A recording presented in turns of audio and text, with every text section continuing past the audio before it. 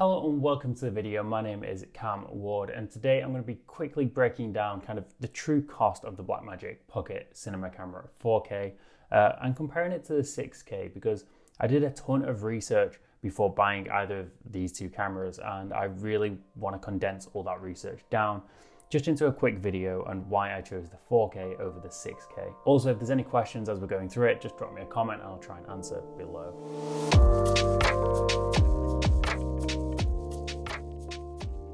I bought the Pocket 4K a couple of months ago after selling my Red Scarlet W, and I chose the 4K over the 6K for a few reasons really, but we're going to break those down now. So I've put together a basket on CVP, which is like the UK's equivalent of B&H. They also do some great YouTube videos as well, so check out their channel. But I basically put together a basket of just the key essential items you'll need to get both of these cameras running. Before we get into it, you can't go wrong with either of these two cameras. They're both fantastic cameras and they're going to give you great performance and you're not going to be disappointed with them if you know what you're doing with them. And I'm assuming here that we've got the batteries sorted and you've already got lenses sorted. We're just looking at the bodies alone and what you'll need to get them running and get going on your first shoot. Pocket 6K is fairly straightforward. The only thing you'll need is a CFast card and a CFast reader. I'd recommend a 512 gig card as a minimum for the Pocket 6K. You could also use a Samsung 1TB hard drive, but I don't do that. These are just the way that I would build these cameras. I don't personally believe you need all the other bits and bobs such as the monitors and the V-mount batteries. You can use these cameras run and gun, and that's the way I like to use them. So essentially the Pocket 6K, it does not shoot 4K. It also needs the bigger CF card, which means long term you're going to be using up more storage, probably 1.5 times to 2 times the amount of storage you'll need for the Pocket 4K. But with that, you are getting a superior image quality and cleaner low light performance out of the Pocket 6K. So if all you're bothered about is quality and you need some decent low light performance, go for the Pocket 6K. Just bear in mind, you are going to need a lot more additional hard drives down the line. Things really get interesting though when we look at the Pocket 4K, and there's a lot of little bits and bobs which kind of make it a little bit better than the 6K in my opinion, which is why I went for the 4K over the 6K. First thing is the wider field of view you're getting from the Pocket 4K over the 6K once you attach that Metabones XL adapter. Now, not only that, but you're also getting a little bit extra out of your lenses. Attaching a Metabones adapter will give you another stop out of your lenses, which means it can compete with the 6K in terms of low light performance, but just due to a slightly smaller sensor, you are always going to be getting a little bit more noise in your image. Also on the Pocket 4K, you can shoot 75 frames per second at 4K with a slight crop. The 6K again can't do this, and for me, 75 frames per second is just a little bit more, it has a little bit more of a pop to it. I like that frame rate over 60. It just looks a little bit more cinematic. Am I allowed to say that? I don't know, it just does. I just like having that option there.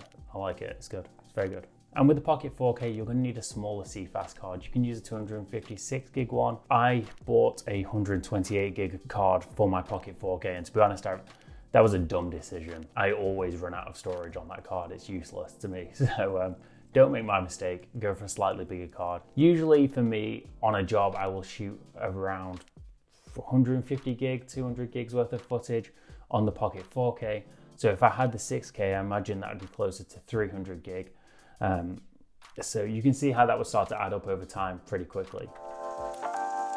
I'm not going to be introducing sponsor segments all the time, but when I do, I want to make sure it's a meaningful sponsor and something and a service or product that I actually use. Now, I'm going to be doing more sponsored segments in the future just because they're a great way to support the channel, and I like to make short, sharp content where possible. And we all know that YouTube likes or tends to prefer longer form content. So sponsorships are a great middle ground for me to help allow me to create the content that I want to make moving forward. So let's get into today's sponsor, Skillshare. Now, Skillshare is an online learning platform. It's there for creative and curious people and offers thousands of different classes for creatives.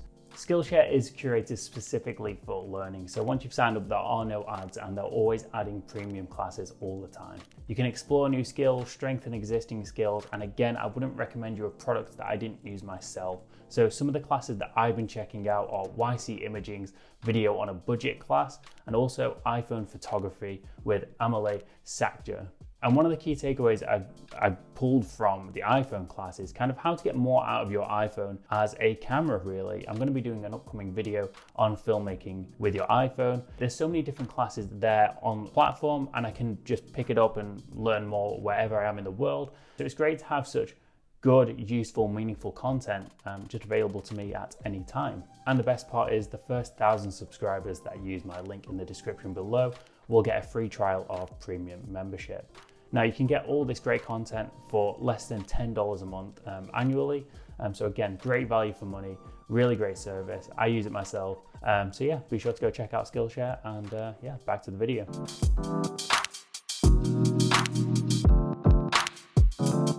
So yeah, as you can see, the price difference isn't too much, really. You're only looking at like £200 or £300. If you're gonna buy a camera, you're gonna keep it for such a long time that it's not real. That £200 or £300 is gonna make its money back anyway. That's what I was struggling with when I was coming to buy these cameras. Why I might want to choose 4K over the 6K when you would think the 6K is the better camera. Both have pros and cons to each. So you can't go wrong with either of these two purchases, to be honest.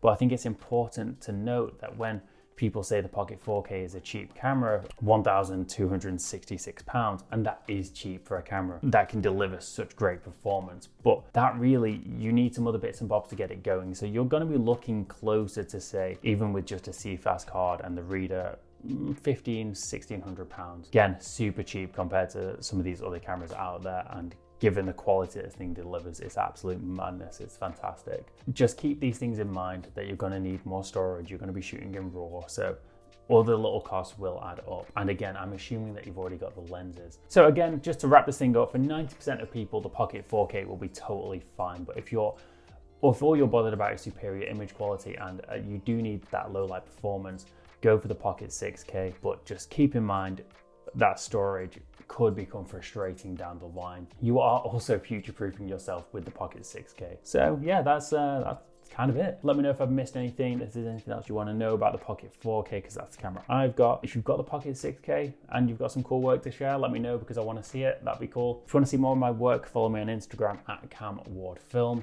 And yeah, I'll catch you in the next one. Thank you very much for watching.